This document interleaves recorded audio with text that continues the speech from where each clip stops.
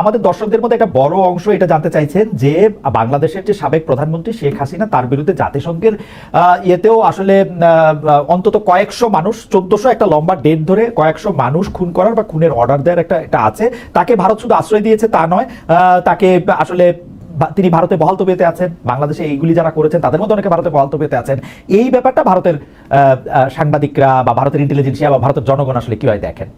জনাব রায়চৌধুরী, আমাদের শেষ প্রশ্ন, শেষ জায়গা, দর্শকদের প্রশ্ন এটা। হ্যাঁ, ঠিক আছে। ভারত 1950 থেকে এই কাজ করে আসছে। দালাই লামা বলে একজন মানুষ আছেন, নিশ্চয়ই জানেন। কিন্তু ঠিক একই ভাবে চীনের একদম মোস্ট ওয়ান্টেড লোক, তিনি গত 100 বছর হয়ে গেল, 70 বছর বোধহয় হয়ে গেল, তিনি ভারতবর্ষে আছেন। ফলে অন্য দেশ থেকে কোনো কেউ যদি এসে রাজনৈতিক আশ্রয় চায়, তাকে ভারত সাধারণত আশ্রয় দেয়। বাংলাদেশের যিনি সরকার প্রধান ছিলেন তাকে আপনি মেলাচ্ছেন? কারণ দালাই লামা তো আর ওখানে সরকার প্রধান ছিলেন না, তিনি তো রাষ্ট্র পরিচালনা করেন নাই, পুলিশ বাহিনী প্রধান ছিলেন। টিবেট দখল করেছিল, তার আগে টিবেট দালাই লামাদের অধীনেই ছিল, এবং তারপরে স্বায়ত্তশাসিত অঞ্চল ছিল, সেখানে চাইনিজ আর্মি প্রবেশ করে। সেই সময় দালাই লামা পালিয়ে আসেন, এবং ফলে দালাই লামা আসলে পলিটিক্যাল রেফিউজি। মানে আপেল আর আবেল, মানে সেই জন্য হচ্ছে যে শেখ হাসিনা ওইখানেই থাকবেন, যতদিন থাকতে চান ততদিন থাকবেন, তাই? সেইটা আন্তর্জাতিক ইয়েতে যা হবে না হবে সেসবের থেকে বোঝা যাবে, তার থেকে ইয়ে হবে। কিন্তু যে ভারতের কাছে সে আশ্রয় নিয়েছে তাকে ভারত ওইভাবে ফিরিয়ে দেয় না। মানে যদি আশ্রয় দেয় তাহলে ফিরিয়ে দেয় না, আর না হলে আশ্রয় দেয়ই না। জাতিসংঘের চোখে সন্ত্রাসী পাকিস্তানে থাকলে সন্ত্রাসী, আর জাতিসংঘের চোখে সন্ত্রাসী তাহলে ভারতে থাকলে দেবদূত, এমন মনে হচ্ছে না। ধরেন কোন সন্ত্রাসী রয়েছে জাতিসংঘের কাছে? সন্ত্রাসী কে রয়েছেন ভারতে?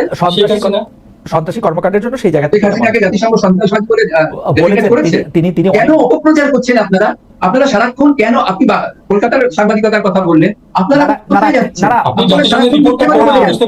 সন্ত্রাসী বলে নাই, কিন্তু এটা বলছে যে উনার শাসন আমলে মানবতা বিরোধী অপরাধ কথা বলছেন আপনারা। সত্যের কোনো বিকল্প হয় না, মিথ্যে কথা বলে কোনো মিথ্যা কোনটার কথা আপনি বলতেছেন যে তাকে টেররিস্ট বলা হয় না?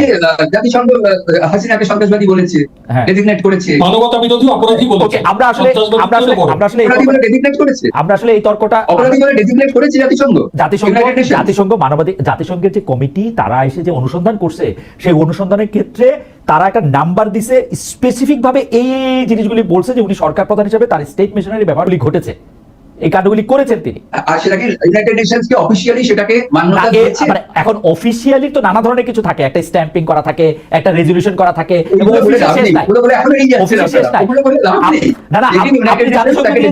অফিশিয়ালি বলেন। দাদা আপনি এটাও কি একটু বলবেন যে পাকিস্তান কি অফিশিয়ালি জাতিসংঘ বলছে যে ও একটা টেররিস্ট রাষ্ট্র?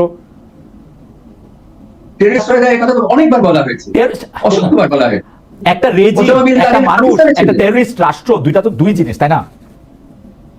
হ্যাঁ, যারা টেররিস্টদের সারাক্ষণ মদত দিয়ে যাচ্ছে, যারা ওসামা বিন লাদেনকে রেখে দিচ্ছে, আমার মনে হয় যে আজকের অনুষ্ঠান আমরা অনেকখানি কথা বলেছি। জনাব রায়চৌধুরী আপনাকে অনেক ধন্যবাদ, জনাব মাসকাত হাসান আপনাকে অনেক ধন্যবাদ। আমাদের দর্শকদের মধ্যে অনেকেই আমাদের দর্শকদের মধ্যে একটা কি বলবো, একটা উপসাগরে চলে আসার একটা খুব চেষ্টা আছে, যেটা আসলে আমাদের জন্য একটু ক্ষতিকর।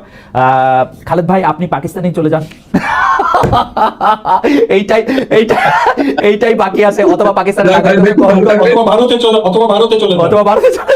ভারতে চলে যান। এরকম আলোচনা হবে তখন দরকার কি হবে, বাকি সময়টা আবার আমাদের সবার বন্ধুত্ব থাকবে। জি জনাব রায়চৌধুরী আপনাকে অনেক ধন্যবাদ, জনাব মাসকাত হাসান আপনাকে অনেক ধন্যবাদ। অনেকগুলি